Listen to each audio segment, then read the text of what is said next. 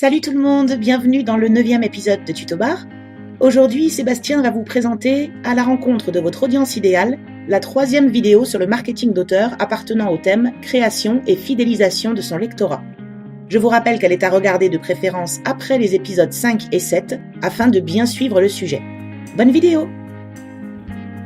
Bonjour et bienvenue dans ce nouveau Tuto Bar.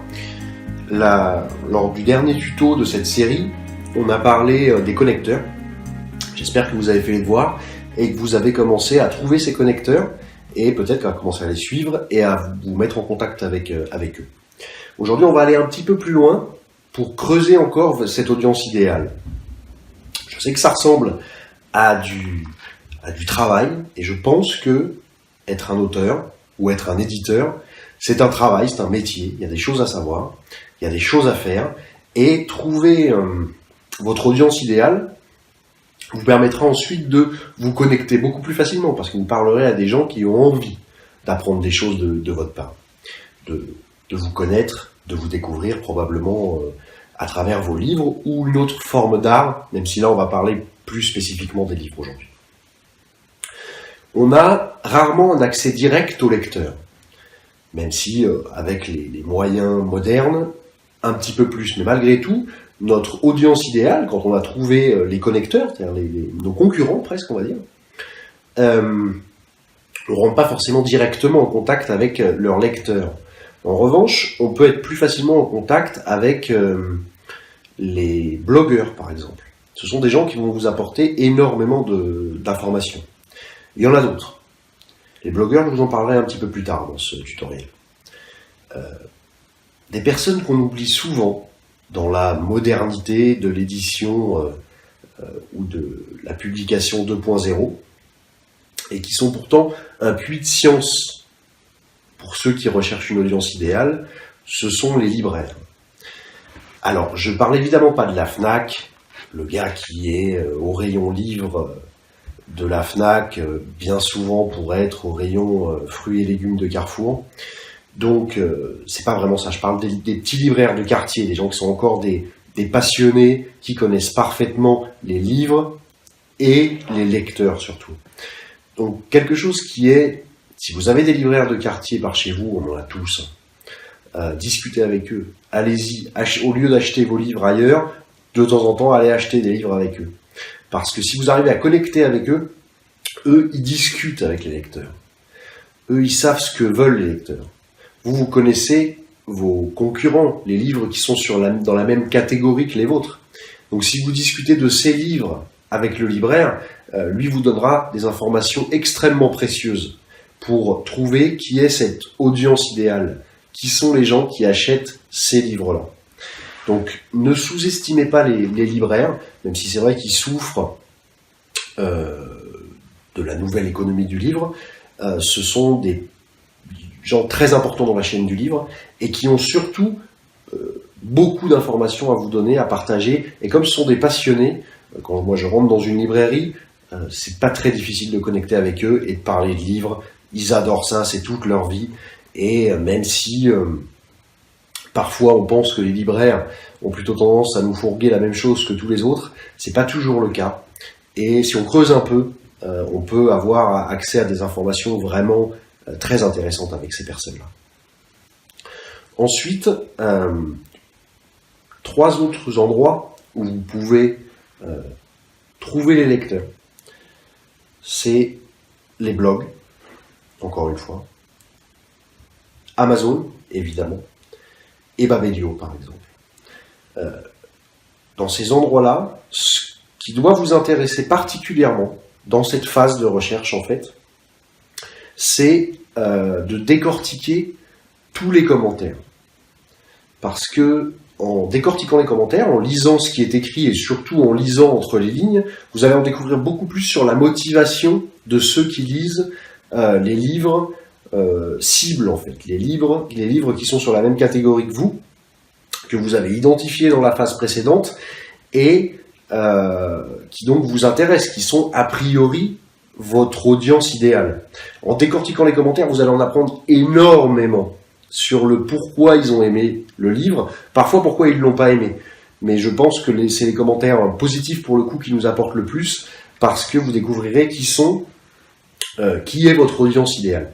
En décortiquant ça et en lisant entre les lignes, moi, ce que je fais, c'est j'imprime. Alors c'est long, ça fait un paquet de trucs, mais je peux prendre des notes du coup. Et on en apprend énormément sur les lecteurs. Et parfois, on est même étonné de cette audience idéale n'est pas forcément celle qu'on aurait imaginée. D'ailleurs, je pense qu'il vaut mieux ne pas imaginer à ce stade-là, vraiment faire des recherches, faire ses devoirs. Ensuite, un autre endroit où vous allez pouvoir en apprendre énormément sur vos futurs lecteurs, ce sont les réseaux sociaux. En regardant qui suit assidûment, c'est-à-dire qui commente, like et compagnie, sur les principaux réseaux sociaux, encore une fois, de vos concurrents, soit des très gros, soit des moyens, mais en tout cas les personnes qui sont déjà dans la catégorie qui vous intéresse et qui ont déjà une base de lecteurs. Vous allez regarder les plus grands, Facebook, Twitter, Pinterest, Instagram, Google+, LinkedIn, même si c'est plus professionnel, vous pourrez quand même voir les groupes dans lesquels ils sont, qui sont dedans. Vous pourrez faire une petite investigation un peu différente sur LinkedIn, ce qui n'est pas inintéressant du tout. Et enfin, YouTube, c'est de la vidéo, mais vous verrez aussi des commentaires.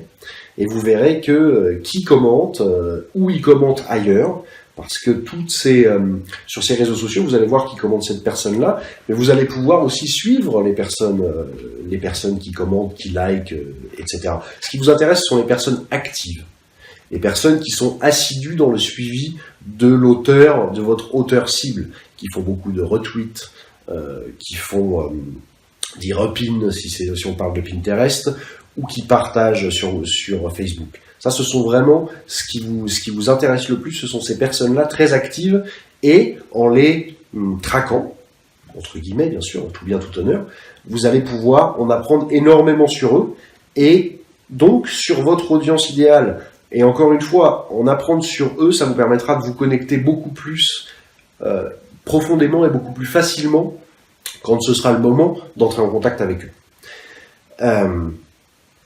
Une autre voie pour faire ça, ce sont les événements de terrain.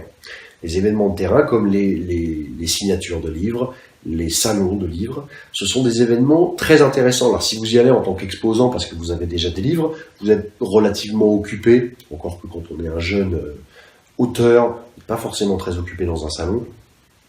Mais le but là, c'est vous n'est pas forcément d'être en exposant, mais plutôt de vous promener, de discuter, vous savez, dans les salons de livres ou dans les signatures, on fait la queue, on discute avec ses voisins et on apprend plein sur les motivations en fait des personnes qui lisent cet auteur qu'on a identifié comme un concurrent, une cible ou un partenaire pour moi plutôt, mais quelqu'un qui est dans le même domaine que nous. Les événements de terrain, très très important pour ça. Quelque chose que les auteurs n'aiment pas beaucoup que je leur dise, c'est qu'ils sont eux le produit. Et ça, je sais que ça plaît pas beaucoup. Et pourtant c'est la vérité. On est un produit, c'est nous qu'on vend en fait. On vend notre personnalité, on vend nos livres, mais surtout on se vend soi-même quand on est un auteur. Soyez obsédés par le service client. Qu'est-ce que je veux dire par là? Vous devez avoir une relation avec vos lecteurs, même s'ils sont 10 à vous suivre, comme disent les Américains, outstanding, au-delà des standards.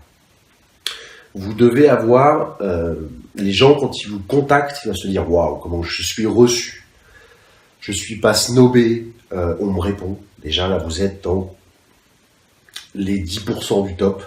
Quand vous répondez, que vous répondez bien et que vous créez un contact avec ces personnes. Vous savez, si vous ne créez pas un contact avec les 10 que vous avez déjà, si vous dites 10, ils ne m'intéressent pas, il n'y a pas vraiment de raison que les 3000 qui pourraient éventuellement venir vous intéressent. Chacun de vos lecteurs doit vous intéresser. Et avoir ce service client au-delà des standards, c'est quelque chose de fondamental pour l'auteur que vous êtes. Donc vraiment, d'avoir une obsession pour le service, pour avoir un service client, une façon de traiter vos lecteurs au-delà de ce que vous voyez ailleurs. Une autre chose que je vous déconseille sur les réseaux sociaux, par exemple, sont d'acheter des followers, d'acheter des likes. J'en ai déjà parlé. C'est quelque chose qui peut ruiner votre business pour des questions d'algorithme. Mais en plus, ça vous donne une fausse image de votre audience. 1000 personnes qui vous suivent, ça ne vaut rien. Ce ne sont pas des personnes actives, c'est les 10 ou 20 les plus actifs qui doivent vous importer. Et ces gens-là, il faut les suivre. Parce que c'est ces gens-là que vous avez envie de développer. Vous avez envie de passer de 20 à 40. Vous n'avez pas envie de passer de 1000 à 2000 personnes qui vous suivent, mais qui se foutent totalement de ce que vous faites. Non, vous voulez passer de 20 ou de 10 qui vraiment vous suivent avec intérêt, à 20 qui vous suivent avec intérêt, puis à 40, à 80, etc.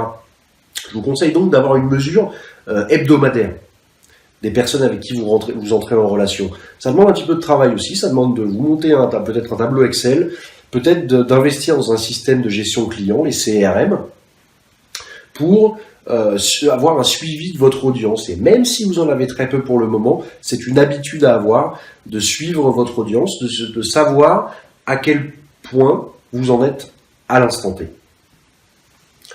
Ensuite, une chose importante, et là c'est valable pour tout ce que je vous ai dit, quand vous allez étudier votre audience, c'est de creuser quelles sont les valeurs, quels sont le pourquoi ils lisent ces livres. Les personnes qui lisent 3 livres érotiques par semaine, je ne pense pas qu'elles le font pour se divertir. Je pense déjà que se divertir, c'est jamais la raison principale pour laquelle on lit un livre. Ça peut être une vie sexuelle frustrante, donc un moyen de s'échapper. Si vous le savez, vous savez mieux comment leur parler. Mais c'est en étudiant tout ça que vous le découvrez. Vous n'écrivez pas forcément de littérature sentimentale. Celui qui aime les livres ou les films de super-héros peut avoir peut-être une vie morne, se considère comme injustement traité, et donc ces justiciers masqués répondent à ce besoin dans sa vie. Ça, vous avez besoin de le savoir pour connecter avec ces gens-là, si vous écrivez dans un domaine comme ça, que votre héros est un justicier, par exemple. Donc creusez vraiment les motivations de vos lecteurs, qui ne sont pas de se divertir. Croyez-moi, c'est jamais ça. C'est un bénéfice secondaire de se divertir. Ensuite, une chose assez sympa à faire, c'est de personnifier vos lecteurs idéaux. De trouver 3-4 personnes, quitte à prendre des photos, vous découpez des photos, vous prenez des photos sur Internet, vous leur donnez des noms, vous leur donnez des métiers, vous leur donnez des traits psychologiques, vous savez ce qu'ils aiment, vous savez ce qu'ils détestent, et vous allez creuser comme ça ces personnages. Comme vous créez le personnage d'un roman, vous allez créer les personnages de votre lecteur idéal avec toutes les investigations que vous avez faites. Et ensuite, l'objectif, c'est de parler à ces personnes-là. Alors, je ne vous conseille pas forcément de parler à votre mur, surtout si vous êtes en public, mais lorsque vous faites de la communication, par exemple sur les réseaux sociaux, que vous écrivez un article, parlez comme si vous vous adressiez à ce lecteur idéal. Et vous verrez que vous écrivez certainement pas de la même manière, et que vous trouverez un écho chez ce lecteur idéal, parce que vous allez prendre l'habitude, vous l'avez personnifié, et en le personnifiant, vous vous adressez à une personne, plus à une communauté, et on s'adresse toujours mieux aux gens. Quand on s'adresse à eux personnellement, on les touche beaucoup plus.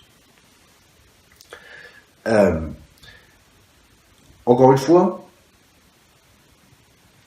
ce qui est le plus important pour l'humain, c'est faire de la psychologie de comptoir, c'est le social, on est des animaux sociaux. Donc c'est le contact. Donc ne perdez jamais une occasion de parler de ce que vous faites, de discuter avec n'importe qui quand vous faites la queue, et vous allez en apprendre énormément. Encore une fois, ça va vous donner encore plus d'informations sur vos lecteurs, votre audience idéale, sur le pourquoi les gens lisent ce qu'ils lisent. Ils ne vous le diront pas forcément, mais vous pourrez le sentir. Une bonne chose à faire, qui en général a des résultats assez sympas. Quand on est un auteur débutant, on cherche à être commenté par les blogueurs. Alors envoyer les livres et à avoir une chronique. Un autre moyen d'accrocher les blogueurs, c'est de vous leur proposer une interview. Et de creuser, pas de faire les questions de base, mais vraiment de creuser. En général, les blogueurs sont blogueurs dans un domaine particulier de la littérature. Et évidemment, vous allez cibler ceux qui vous intéressent. Et de creuser le pourquoi ils disent ça, d'aller vraiment le plus loin possible dans les ressorts psychologiques du pourquoi ils aiment ce type de littérature, qu'est-ce que ça leur fait, qu'est-ce que ça provoque chez eux. Et là, le blogueur est un représentant de vos lecteurs, de votre audience idéale. Donc il vous en apprendra énormément. Et il y a des chances en plus qu'il chronique votre livre. Encore une fois, c'est un bénéfice secondaire.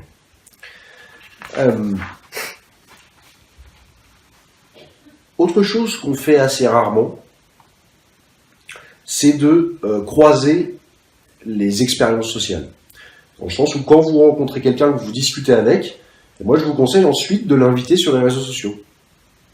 Quand vous invitez de nouvelles personnes sur les réseaux sociaux, s'ils sont dans votre coin, pourquoi pas leur proposer un café, un Skype rapide, des choses comme ça, de croiser, d'avoir une multitude de moyens d'entrer en relation. Ça va être plus facile pour justement entretenir cette relation. Et le dernier point, qui est à mon avis fondamental et qui vous place dans le top 1% des personnes, des auteurs qui font leur travail, c'est ce qu'on va appeler, c'est le follow-up en anglais, le suivi tout simplement. Quand vous parlez avec quelqu'un, quand vous buvez un café, quand vous échangez par Skype, quand vous échangez par email, sur Facebook, suivez cette personne. Envoyez-lui un mot régulièrement pour avoir des nouvelles. Maintenez le contact. Combien de fois ça arrive? On fait une interview, on discute avec quelqu'un, tout se passe bien. Il nous envoie l'interview, on fait les partages réseaux sociaux, puis on n'a plus jamais de contact jusqu'à notre prochain livre. Où là, on va encore lui demander de faire la même chose. Donc je pense qu'il faut maintenir le contact parce que le but est malgré tout que, à terme, vous soyez invité. Vous n'ayez plus à faire de démarche. Donc vraiment, maintenez le contact avec les blogueurs, les personnes d'influence, mais aussi directement avec les lecteurs. Quand vous avez un échange, essayez de maintenir au maximum. Je sais que c'est très chronophage, que ça mange beaucoup de temps, mais c'est très important pour eux et vous transformerez des lecteurs en fans.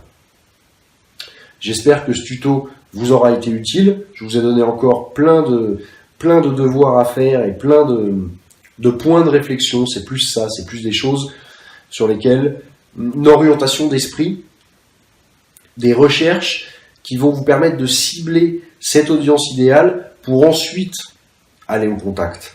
Et aller au contact, on en parlera dans le prochain et dernier tuto de cette série, qui sera comment entrer en contact avec cette audience idéale par des outils pratiques pour entrer en contact. Mais entrer en contact, si vous ne savez pas avec qui, ça sert à rien. Donc je vous conseille réellement de reprendre ces 3 vidéos, de mettre en pratique ce que je vous ai dit, et ensuite dans la prochaine on verra comment, une fois que vous les avez ciblés, entrer en contact avec eux et bien sûr maintenir et animer ce contact avec votre audience idéale. Je vous souhaite une excellente journée et je vous dis à bientôt sur Tutobar. Ciao! Merci de nous avoir suivis. Sébastien terminera cette séquence marketing particulière dans l'épisode 11. Pensez à liker et partager cette vidéo si elle vous a plu et à nous parler dans les commentaires de vos propres expériences d'auteur. N'oubliez pas de vous abonner à la chaîne et pensez à visiter notre page Tipeee si vous appréciez Tutobar et souhaitez contribuer à la pérennité de cette formation offerte à tous. Pour ma part, je vous retrouve très prochainement dans l'épisode 10, quel distributeur pour diffuser son livre. J'y partagerai nos propres choix pour ESJ, nos retours sur expérience ainsi que de nombreux conseils. À très bientôt!